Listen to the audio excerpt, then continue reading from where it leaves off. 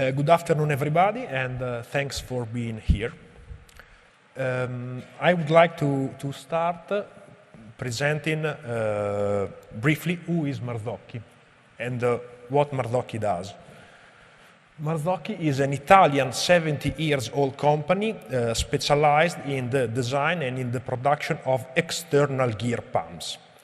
The displacement range is very wide, as it starts from micro pumps, 0.12 cc per revolution, and it reaches 200 cc per revolution, divided in 7 groups of pump, 0, 25, 05, 1P, 1, 2, 3, 4, characterized by increasing displacement or better size of the gear. We start with micro pumps, conventionally identified with the groups 0, 25, 05, and 1P. Then we have high pressure pumps and very high pressure pumps, motors and very high pressure motors. All of them can be equipped with integration of valves like check valves, relief valves, electrical valves. Then we have multiple pumps, both modular or short. And then we have ELIKA pump, which is the new development of Marzocchi, which is a low noise and low pulsation pump that will be the main topic of this presentation. All of them can be customized according to specific requirements of the customer in terms of interface or to meet room constraints. So, as said, the most interesting pumps for automotive are the ELIKA, which is a very efficient pump in terms of volumetric efficiency, and low noise, low ripple, low vibration, and the E05 pump, which is an evolution of the conventional 05 pump, designed to be compact, very light, very high efficiency, but economical, so low cost. Typical application of our pumps into a car could be transmission, okay, actuation, suspension, active suspensions, power steering, and clutches and gear shifts. Same application can be in heavier vehicle, like buses or trucks, so transmission, engine lubrication, steering, both rear and front, automatic clutches or systems for cab tilting and sliding doors.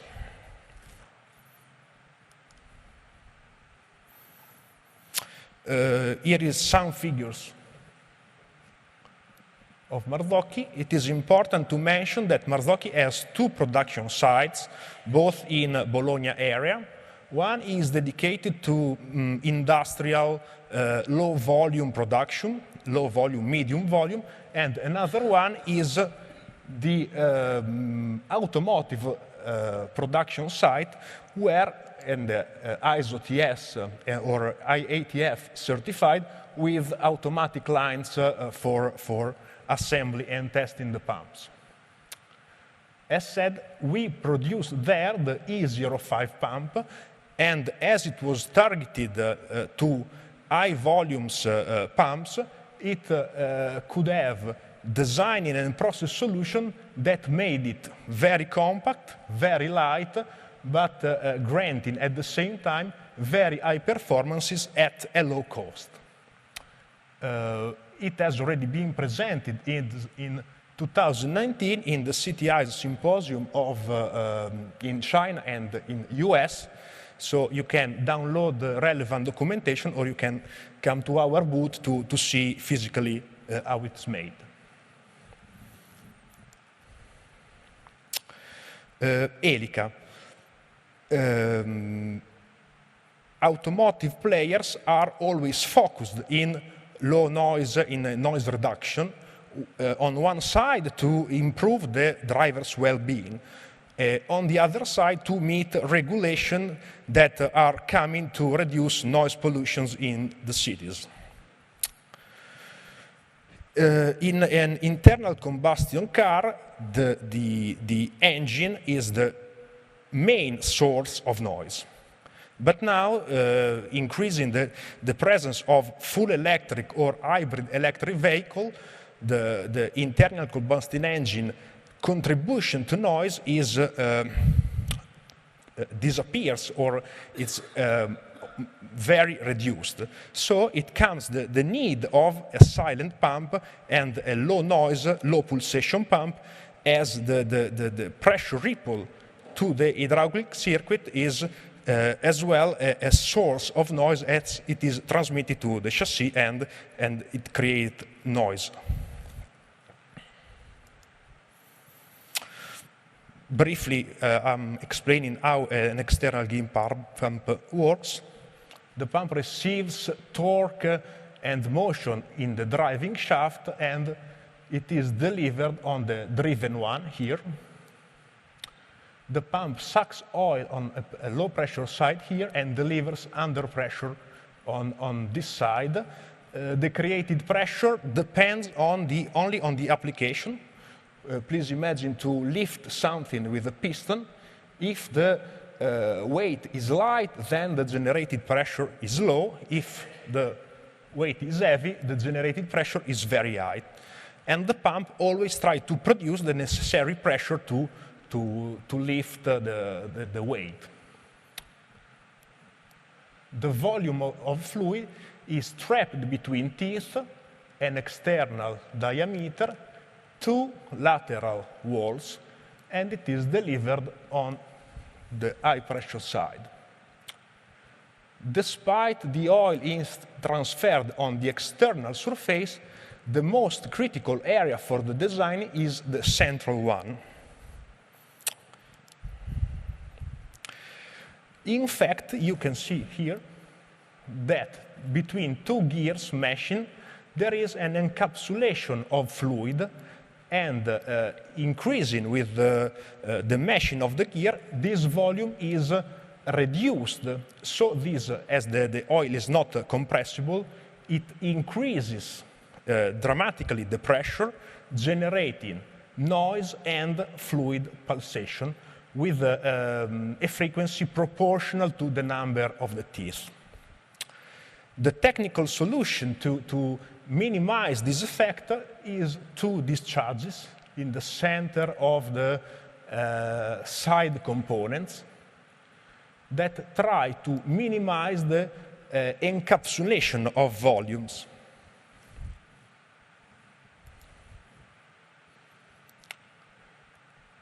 Here is the pressure side. You can see that some oil is trapped now. Here's the same shape you can see here, okay? And it is still open thanks to the discharge. Proceeding, this volume is drained and released on the inlet side. This is a good solution, but not perfect. It has two problems. One is that some oil flow, some fluid is transported from the high pressure side to the low pressure side, causing a light loss of volumetric efficiency, and there is still some encapsulation of oil causing noise and pulsation of the fluid. And also some leakage between the two discharges, causing a light loss of volumetric efficiency, especially at low speed. ELIKA solution made this problem disappear. This is a traditional shape of external gear. This is the ELIKA1. It is a conjugate profile with no encapsulation of fluid between teeth. So the gears are always in contact, and there is no encapsulation, and so there is no need of discharging the encapsulated oil. The conjugate profile requires an helicoidal gear to transmit torque, and the helicoidal gear consequently requires an axial compensation of the force. I will explain better in the next slides what I mean.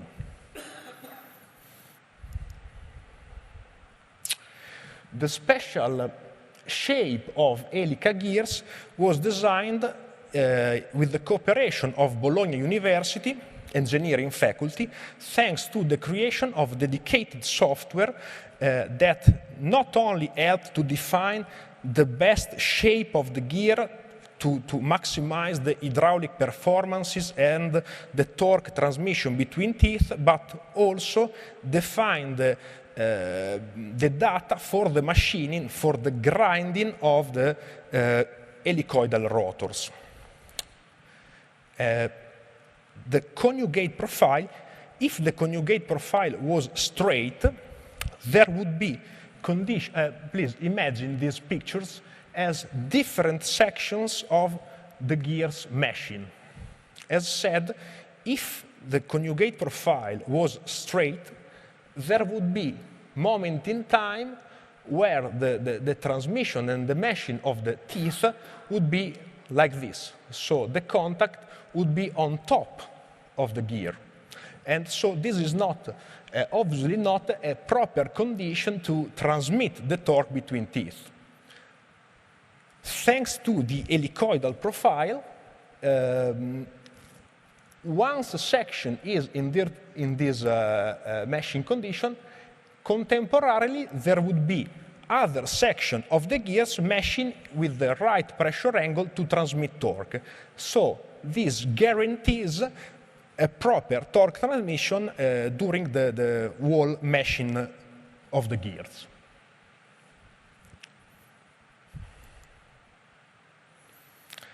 A consequence of the helicoidal gears is the generation of axial forces on the gears for two main reasons.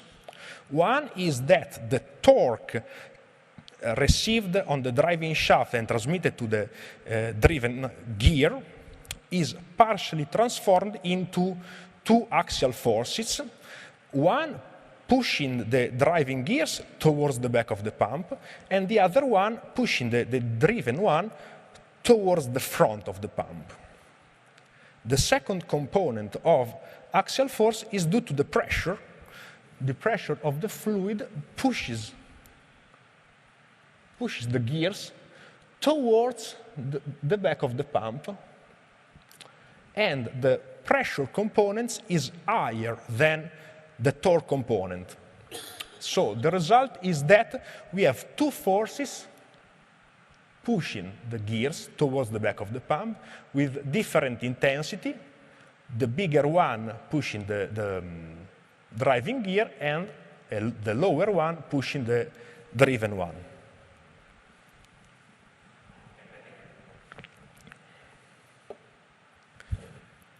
If these forces wouldn't be compensated somehow, the pump would wear very quickly. So there is the need of a compensation system, and it is obtained thanks to two pistons located in the back, in the cover, so the rear component of the pump, that takes the outlet, the pressure of the fluid from two channels, feeding them in the back of the piston.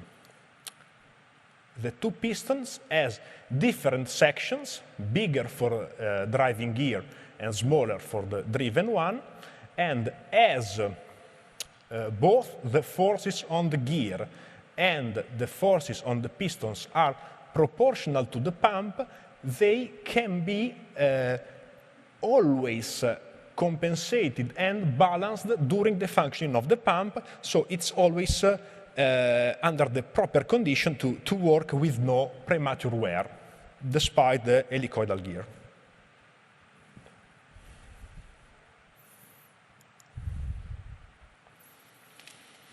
Okay, ELIKA has a lower number of teeth if compared with a conventional straight gear pump.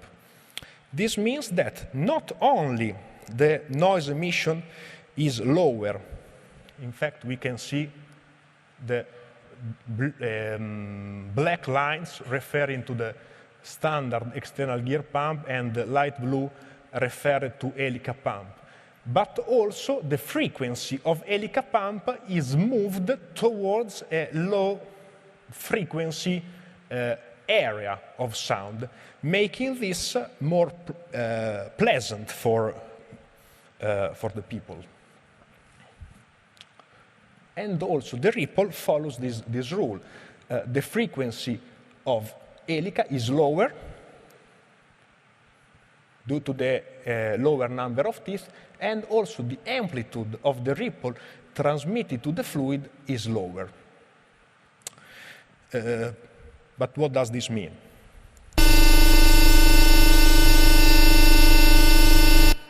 This is the noise of a conventional external gear pump. This is the noise of ELIKA. They are real measurements collected in the same condition. I mean, two pumps with 21 cubic centimeter displacement, 1,500 RPM speed, and 150 bar pressure. Again, traditional and ELIKA.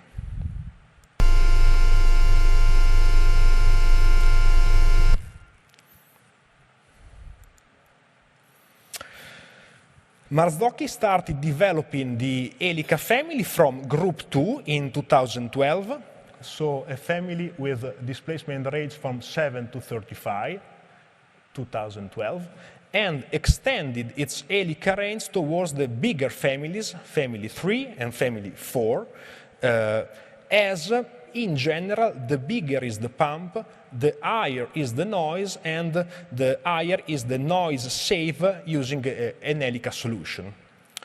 Then, from this year, from now, the ELIKA version is developed already for the 1P family, so what we still call conventionally microhydraulic, embracing the displacement range usually more often used in automotive applications.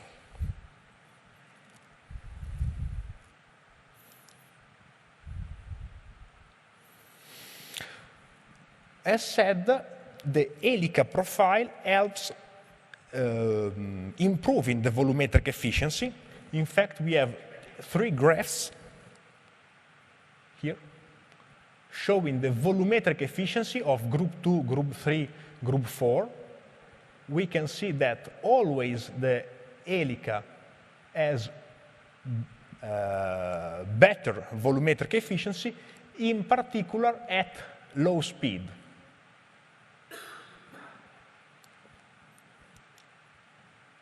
The noise saving is increasing with the groups with the displacement, so Group 2, Group 3, and Group 4.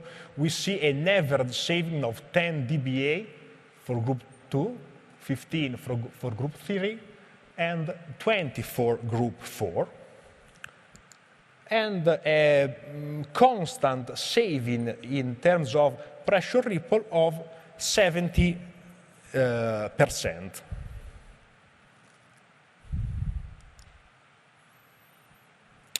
ELI1P confirmed all the achievements of bigger groups in terms of volumetric efficiency, in particular at low speed. This is a 4 cc per revolution pump. We saw in our test 15 dBA saving. We can see the pressure here and the noise level. So approximately between 45 and 50 dBA, and the same 70% saving in terms of ripple amplitude. 1P pump, it's an example of 1P pump to give you the idea of dimensions. So it's a front footprint of 70 by 70 approximately, and the axial dimension varying from 66 to 88 because the different displacements are obtained by changing the width of the gear. The pressure are very high, but the pump can be produced to have the best efficiency and the best performances even at lower pressure. Here is the pressure, the displacement option that we have, but they can be customized as well. In this case, we have a rear suction and front output, but the ports can be located in the side of the gear as well, or in different combination according to the requirement of the customer. This is an example of characterization that we do for pump, different speed, 500, 1,500, up to 4,000, different speeds. We can see a volumetric efficiency, which is always above 90%, and the ELIKA solution is not jeopardizing the very good mechanical efficiency. So we see total efficiency reaching almost 90%.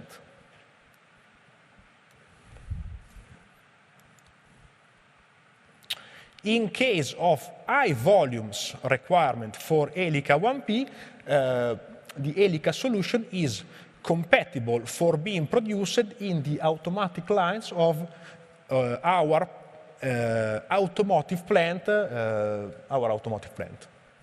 So,